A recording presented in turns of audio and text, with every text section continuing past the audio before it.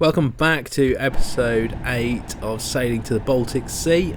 My name's Sam and this is my sailing boat Stowaway. She's a Nicholson 32 Mark III. It means she was built in 1964, so I've so far sailed this old girl best part of 800 miles from the UK to Bornholm. So we're here now, me and my mate Chris, who joined on board in Poland. We are leaving Bornholm and heading for the Swedish port of Ystad, located in the south part of Sweden. And then every now and then we just be driving along and be like, hit any bump or anything. I hope you enjoy this video. If you do, give us a thumbs up and click the subscribe button to follow on the progress of this voyage. Got these two ships bearing down on me now. I just need to keep an eye on these guys. So this isn't the biggest passage in the world. It's only about 30 nautical miles from Bornholm to Ystad, but there's a huge shipping lane in the middle. It kind of took me by surprise. I didn't expect it to be that busy at all, but it was. And as I got closer, it just became apparent that we're going to have to be really careful around this area. Just heading across this precautionary area. There's 3 intersecting TSS lanes, and I didn't think there was going to be that many vessels, but there are lots. And so I'm just going to have to keep an eye out for that. We've got a building wind as well, which is good because we're able to maintain a good speed across it. But yeah, I'm definitely going to have to keep an eye on the CPAs on this. Thankfully with the AAS transponder they can see us and do any small amounts of manoeuvring just to give us a bit more of a better CPA, if you like, the distance between us and them. It's a lot easier to manage that way. So yeah, onward. We've got 25 nautical miles to go, and we've covered just over 10 nautical miles so far since leaving Bornholm.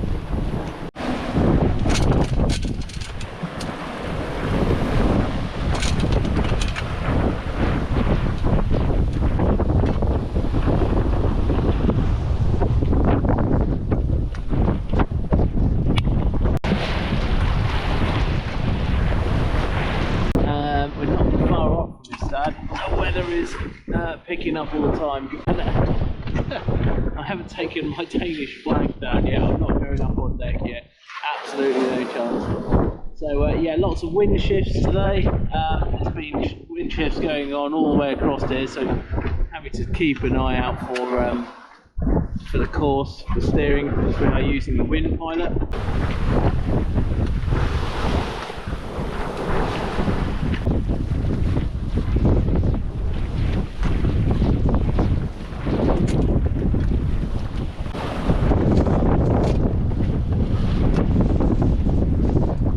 Finally, the wind's here. Not a bit more.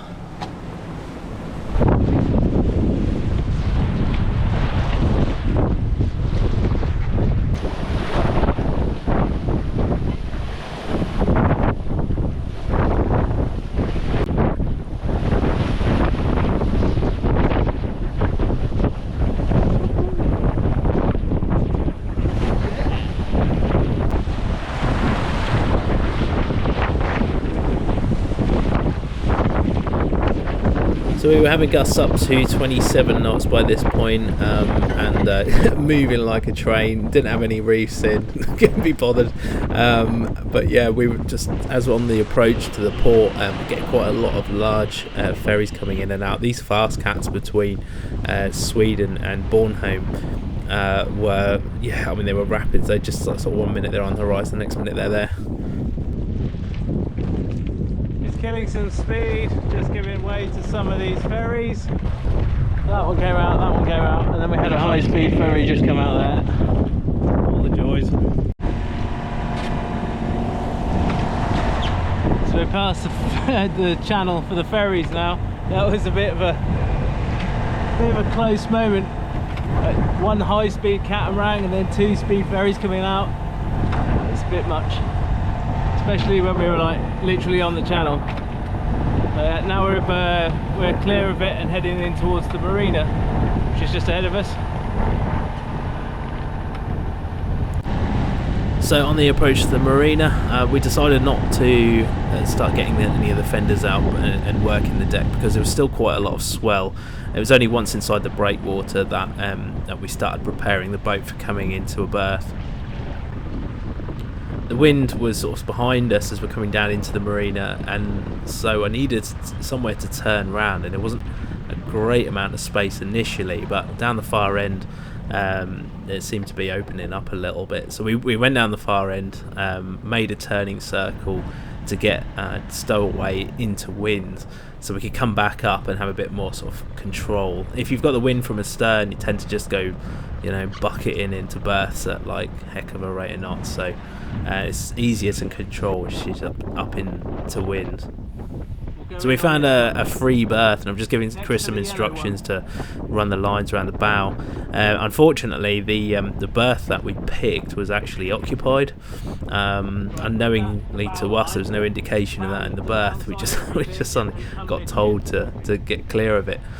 And that's kind of where the sort of fun started. We looked around for another berth and took advantage of one down the far end, but unfortunately it resulted in a bit of an accident, and a very unfortunate accident where while Chris was working the lines to sort of secure stowaway in the berth, one of the boards beneath him gave way, and resulted in him going into the water face down, setting off his life jacket, and a pretty badly bruised leg. So not the best start in Sweden. While Chris was on the pontoon, foot went through one of the wooden planks, and he went over with his leg between the pontoon, and his head was underwater. His life jacket went off, which sort of lifted him up slightly, but he still wasn't able to rotate his body. I went to go grab him and pull him back over, but really, really close call. I'm going to go out and have a chat with the harbour master now and explain what's happened and show him what's happened and what's going on. So we've just been to see the guys in the office, and brought them down the pontoon to show the state of their pontoon. So that's been logged, and got some rate compensation off the mooring and some showers and stuff like that, so that's good. But the main thing is obviously that thing gets repaired. It's not the best at the minute. I think they've already had a chat with some of the maintenance people to go and repair the pontoon as quickly as possible, so that's good.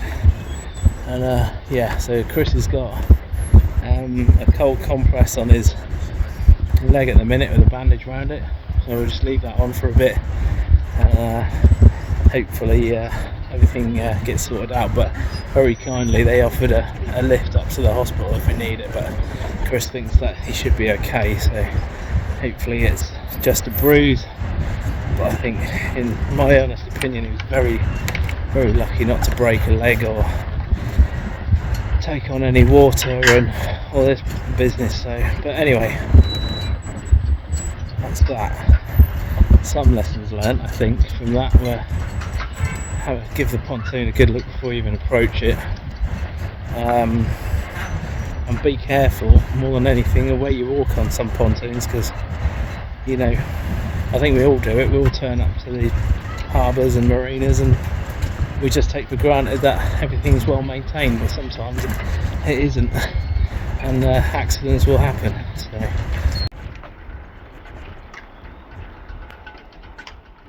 this boat came in late last night. It's flying a Union Jack flag, which is a bit weird, and the Q flag as well. So I'm not 100% sure where he's come down from, but it got in here late last night. It's been a pretty windy night, up to sort of 35 knots early hours of this morning, and we're sort of hunkered down here for about 3 days waiting for the westerly wind to ease off so we can carry on west, using Ystad as a base to get to other areas. It's got a really good train connection point, which is brilliant, and yeah, we're just making the most of that while we're stuck here. Going to Ystad was a sort of strategic point for us. Coming away from Bornholm, it meant that we had access to plenty of facilities, plus a good train network to get around the Skane County. Ystad itself is extremely nice town, with sort of picturesque cobbled streets and timber houses and a lovely harbour. It's also famous for being the setting of Henning Mankell's Wallander detective series, which helped bring the town into national recognition.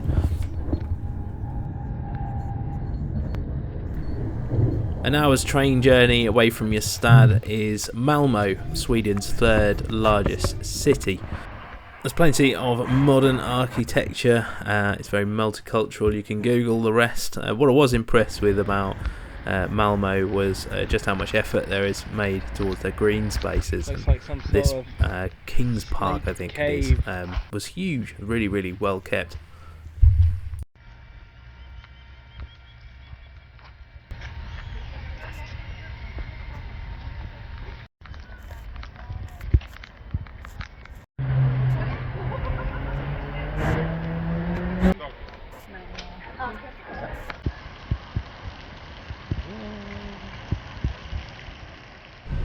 So we are getting the train to Trelleborg, and there's a Viking village there, which would be pretty cool to visit. So we're just here in, where are we? I don't even know where we are.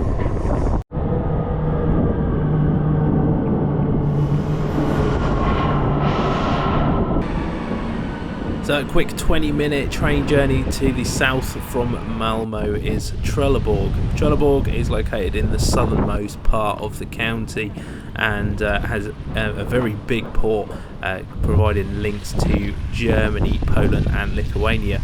Trelleborg gets its name from a Viking ring fortress called a Trelleborg. I found it quite interesting that the name of the place was after a Viking fort, even though they never found any traces of it until 1988.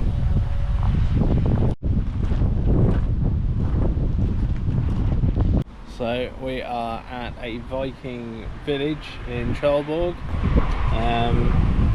Yeah, 10th century, 7th century, 10th century. So yeah, just go and have a look. Chris has already gone in, he's already broken into the fortress. After our own experience with communal showers in the marina, we figured out that the origins of communal showers started here at the Viking village, where you'd shower here and everyone would just sit around and watch you clean your knackers for 10 minutes or so. The fortress is believed to date from around 980 AD, during the late Viking Age, possibly during the reign of Danish King Harald Bluetooth, who was known for constructing similar fortresses like those at Trelleborg in Denmark, Freikat and Agersborg. The discoveries included circular fortresses measuring approximately 140 metres in diameter. The structure was of circular earth rampart, a wooden palisade and 4 main gates aligned with the cardinal directions. A moat was also included around the fortress. Various artefacts were uncovered, including tools, pottery and traces of wooden structures inside the ring.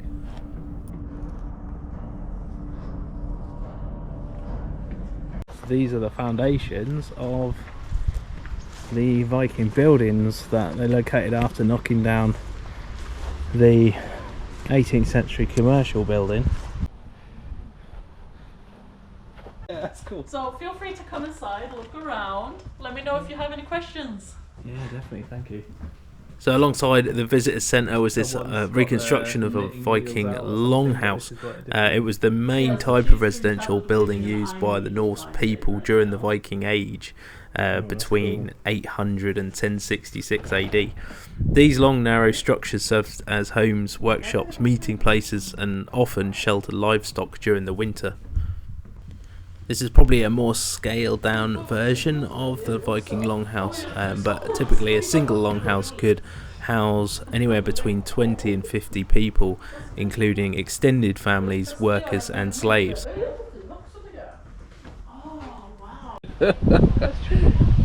And here we have metal workshop, blacksmith. So you can see the tools, and this is where our blacksmith works when he's here.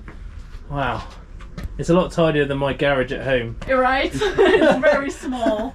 So you can see he's done some arrowheads and these hooks that are hanging from the ceiling. He's also made right here. And the hairpin I have in my hair, he actually made for me. Oh wow. A custom thing, I drew it myself. Oh cool, that's amazing.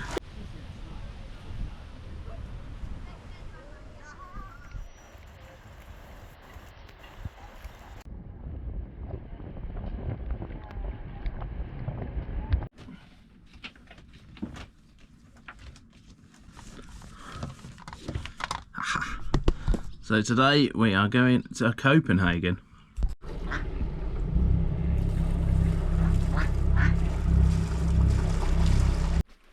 Just had the Starlink dish out on the back while we've been here. Marina Wi-Fi is terrible, so yeah, this has been out. It's been really good. Just uploaded a video with it last night and didn't take long at all.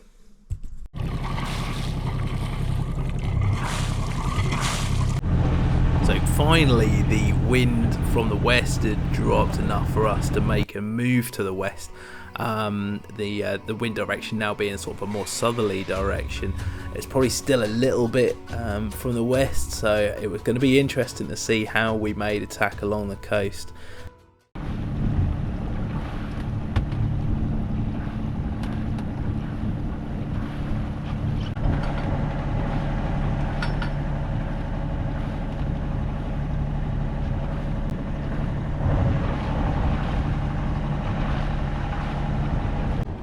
Copenhagen was about 60 miles from this point, and the intention was to try and get there by the evening. However, this was deemed a bit optimistic.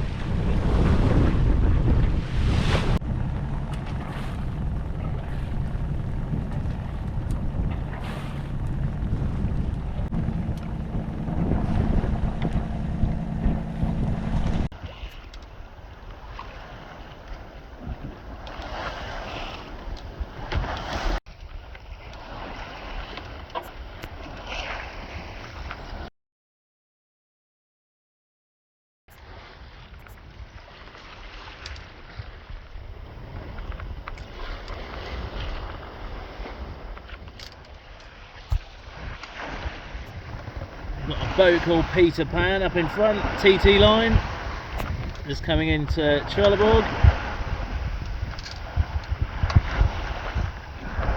Last night it was quite chilly. We thought it was just because it was late evening, but yeah, both of us got trousers on today, which is for me the first time in the trip I've been at sea sailing with trousers on. I mean, obviously normally I'd wear, you know, some kind of lower garment.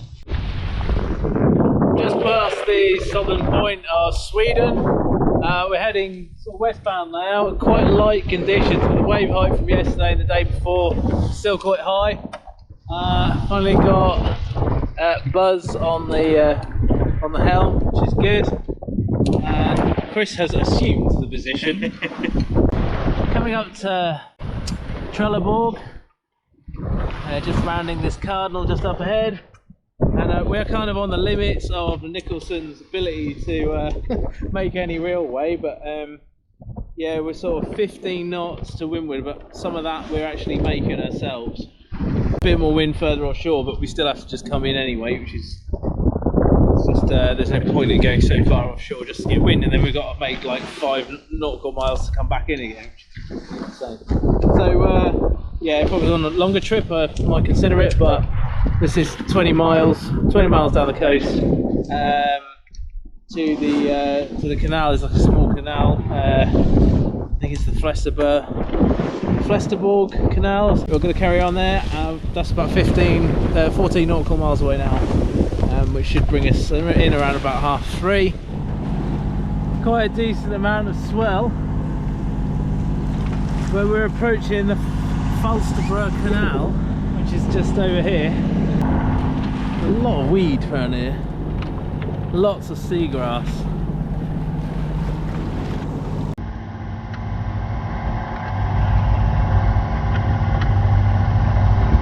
All these white beaches on Falsterbro, that's really nice. All the way around. I didn't actually know anything about this canal until I was doing the pilotage for the route. This 1.6 kilometre long canal with a bridge at the other end saves you from having to go all the way around the Falsterbro Peninsula, which would take quite a long time, especially today with no wind.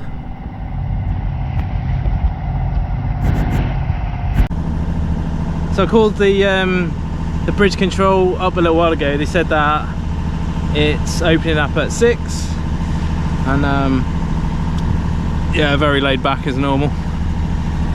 But yeah, we got some information. So while we were trying to spot a place to moor up for the couple of hours up to the bridge opening times, we were waved at by one of the other transiting sailboats. This had suffered engine failure, and he was after a tow just over to the waiting pontoon. It wasn't that noticeable until I put the engine in neutral, but there is a pretty decent current taking us towards the bridge, and yeah, I mean, it wasn't going to be easy for the vessel to try and get alongside one of the pontoons, the visitor pontoon, so we would have needed a tow from someone. I don't know whether we're going to turn. The canal is 30 metres wide, but I still needed a little bit of room to make the turn, with the current taking us sort of sideways, if you like, as we came across it. So I had Chris just check in the boat's movements as I was making the turn. I really didn't want it surging forward and taking out my wind pilot self-steering system. That would have been quite a disaster, to be honest. Anyway, we made the turn and came alongside the waiting pontoon, where we disconnected the tow line and came back round to moor up ourselves. So just come alongside this waiting area, and that's quite nice actually.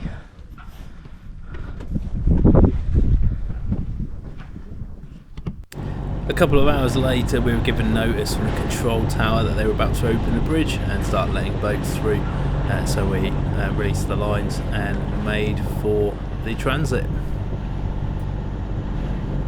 So the canal itself was constructed in 1941 by the Swedish government. The whole purpose of it was to ensure that Swedish vessels could move between the Baltic Sea and the Oresund without being detected by naval warships.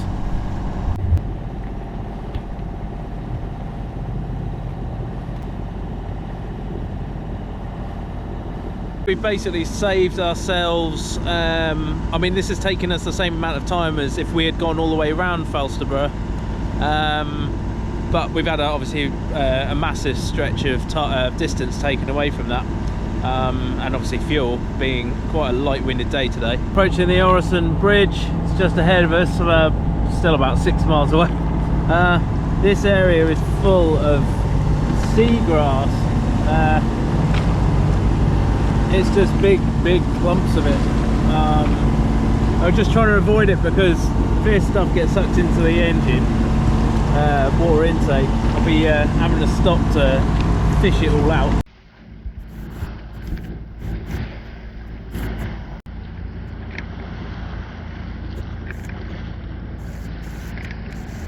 So we're just about to come underneath the Oresund Bridge, the second largest or longest bridge in Europe.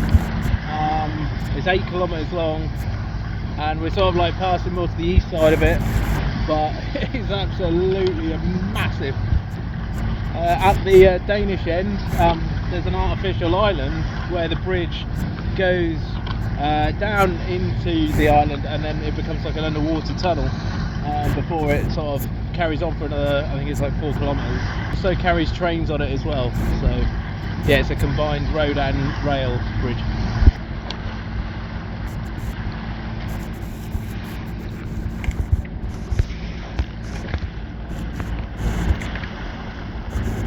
Bit of a change of plan. We wouldn't have come underneath this bridge tonight. We were going to go to Denmark, but yeah, just the harbour where we're looking into, I've just read in the pilotage that it gets a little bit busy later on in the evening. So yeah, we're gonna come to this harbour in Sweden, I think. So yeah, absolutely incredible.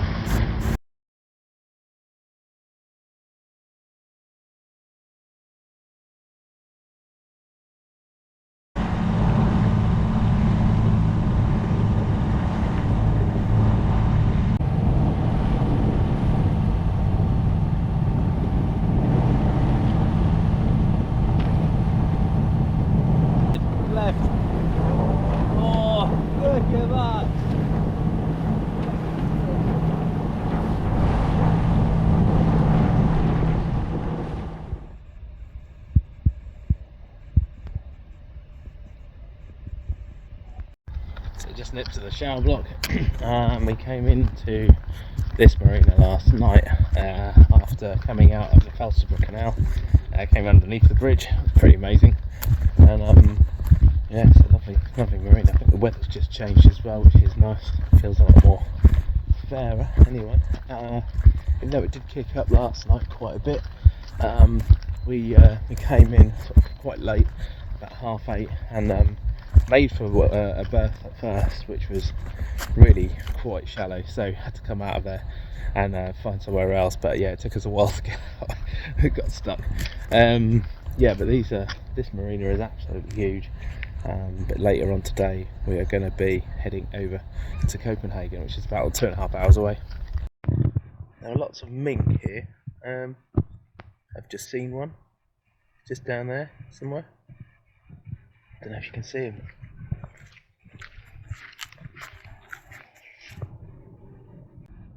And it's mink. There's one.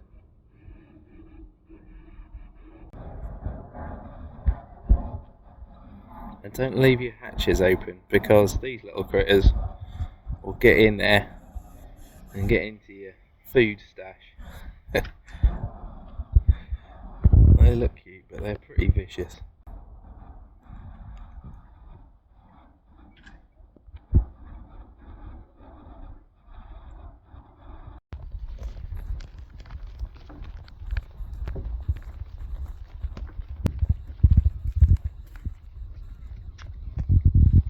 I got about as close to the pontoon as possible, and yeah, these are quite large berths, box berths to be honest, but there's plenty of water at this point. So just going to check the water strainer. Had quite a lot of seaweed yesterday floating around, so yeah, gonna give this a quick check out and see what's going on.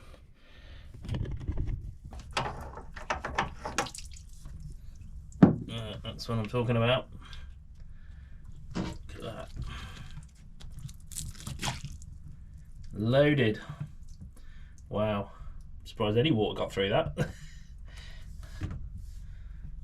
Oh man. That is a lot of weed.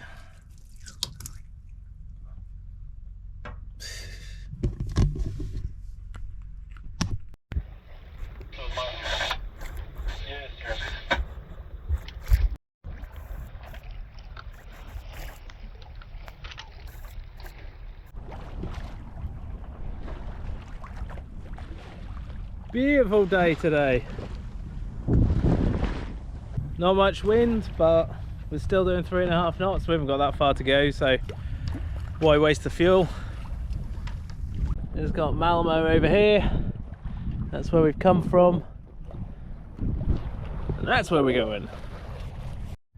So we've just left the marina here at Malmo, and we're heading directly across to the Oresund Strait to Copenhagen. I'm going to find a little marina over there for a couple of days.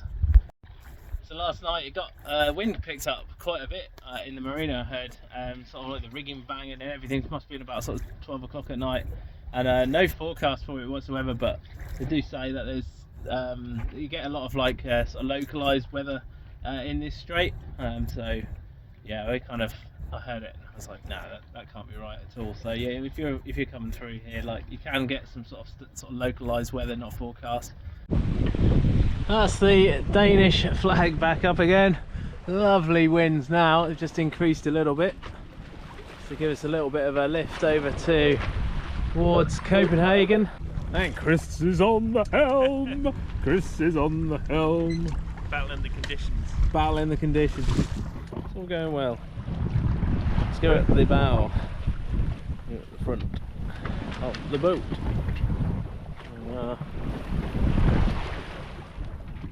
Special spot. So we've got like a bit of an island here on the east side of Copenhagen. There's some shoals and stuff we're trying to avoid just ahead of us here, so we kind of come there and then up around the top of the island, and then we're sort of heading into Copenhagen. There you can see some of the high rises over there.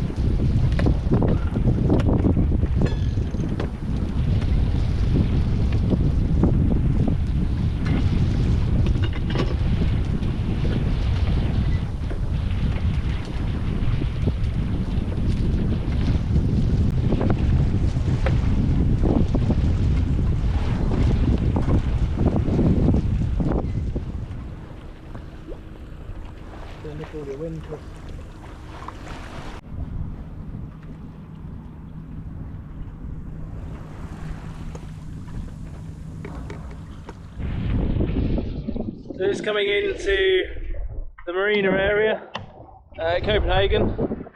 There's so many marinas in here. I got Chris on the helm at a minute, but just come into the channel.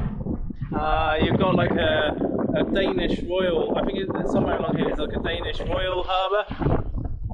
And then this is a little fishing harbour, which is meant to be quite nice. And then we're going to this new Smallmollen, I think it's called, harbour. Smallmollen Nord or something like that. We were going to go to another one on the other side of the city, which is a bit more in the city, but they're doing a lot of construction work on the approach channel. So we decided to come this way because there's a lot of signs saying it's prohibited access. So I don't know. So we've come down here.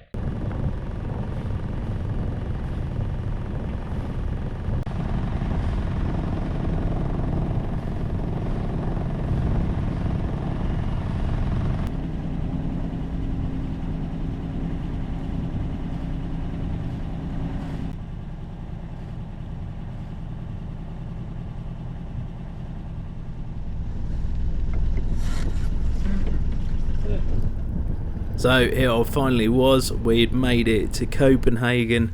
Definitely up there. It's one of the top places to visit during the Baltic trip. Just arrived in Copenhagen. On it's a pretty big one for me. I couldn't really quite believe that I'd sail all the way from the UK to Copenhagen.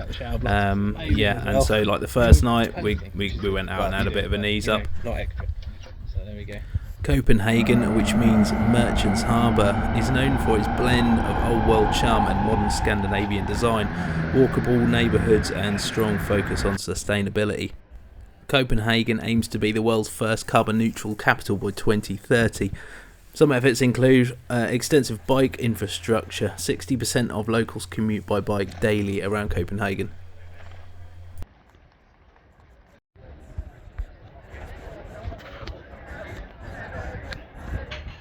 So we found ourselves drinking on these two fishing vessels which had been rafted alongside each other and turned into a pub, a bar.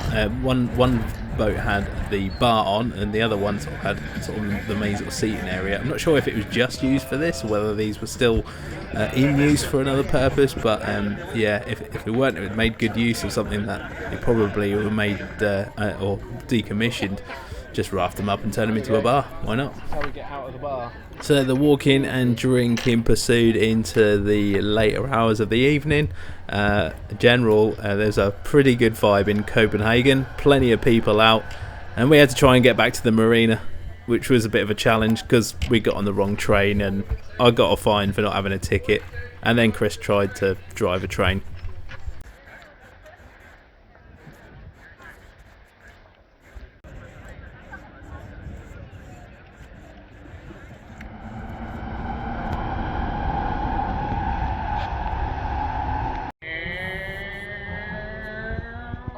There, you lunatic!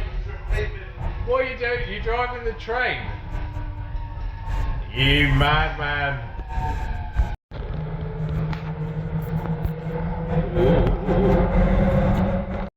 So we are looking for the Rosenberg Castle, which is slightly more difficult because everything's so massive here.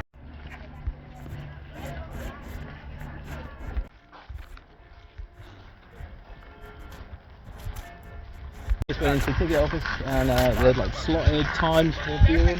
So we've booked the next available slot, which is 15:40. We'll come back here and then start the tour. So it's not like you just turn up and pay your ticket and walk around. So you have slotted times because they only allow a certain amount of people in at a set time. So we're going to go do something else now. Come back in a couple of hours and have a look about.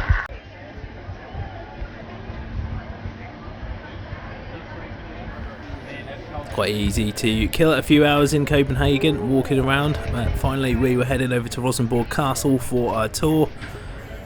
Originally this was built as a royal summer residence for Christian IV, one of Denmark's most famous and ambitious kings.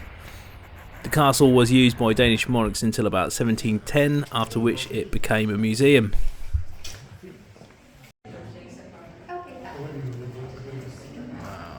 Items inside the castle are extremely ornate. There must have been thousands of hours putting together some of these. Some of the clocks and timepieces are absolutely astonishing. You this in the house. So much precision involved in making them.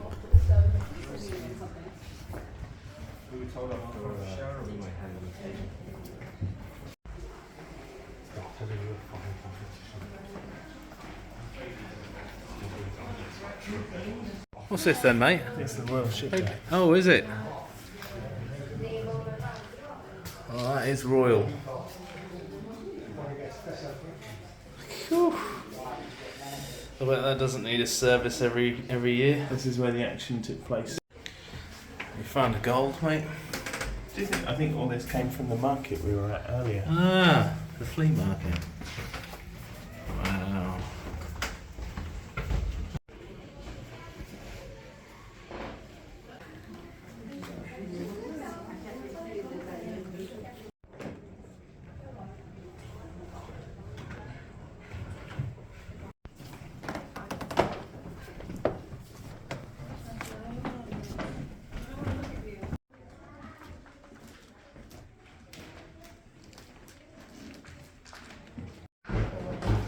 This is a bit weird. Mirrors on the ceiling, mirrors on the wall, mirrors on the floor. Ah, this is different. Quite ahead of its time, I think.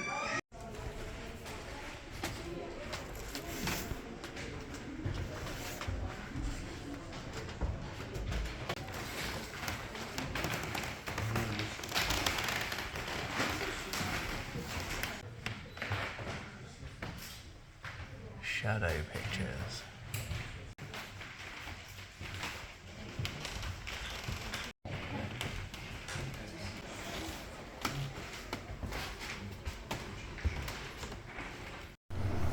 The Knight's Hall is the ceremonial heart of Rosenberg Castle, originally built by King Christian IV but later decorated in the Baroque style by his successors.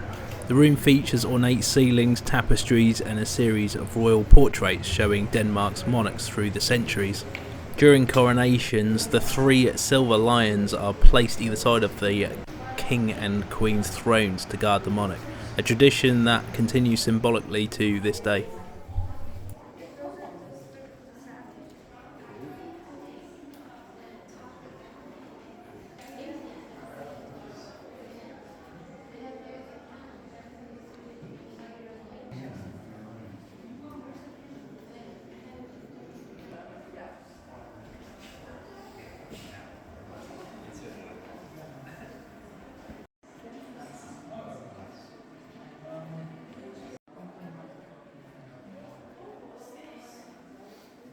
So our tour continued down into the basement vault where the Danish crown jewels are kept.